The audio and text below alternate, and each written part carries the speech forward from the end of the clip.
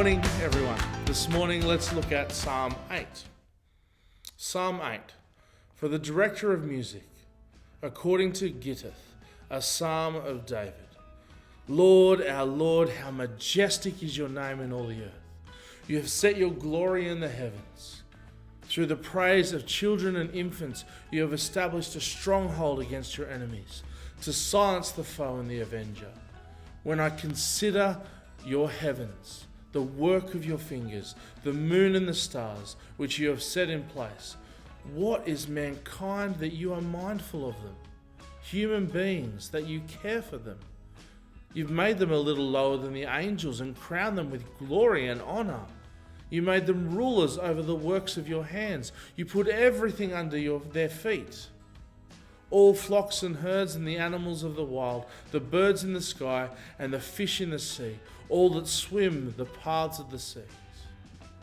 Lord, our Lord, how majestic is your name in all the earth.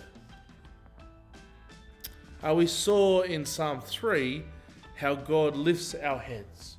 He offers us deliverance from the enemy, from our own sin, from our own shame. But I think Psalm 8 is a song that almost expresses what we see when we finally do lift our heads. When we look around and see who God is and what his amazing plan is. When David looks around in Psalm 8, when he sees the majesty of our Creator God, that God is so big, he wonders with amazement at why God cares at all about little tiny human beings. Verse 4, he says it. What is mankind that you are mindful of them? Human beings that you care for them. Well, what he sees is the grace of God. That God has lovingly created mankind with purpose. To rule over this planet, but also to have a relationship with this caring Creator God. That should send our heads spinning too. That the Creator of the whole universe, who can do anything, who can create anything, creates you and me for a special relationship with Him. And we see it even more vividly about 1,000 years after this psalm is written, when God chooses to come Himself as a man, as a tiny human being, to offer restoration of our relationship with Him.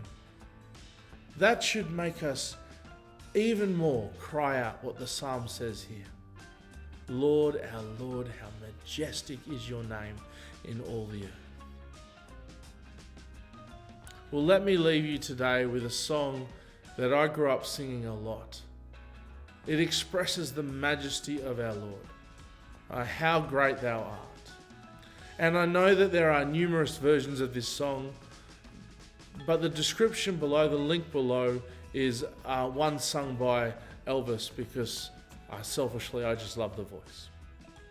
I hope you can join us online this Sunday. God bless.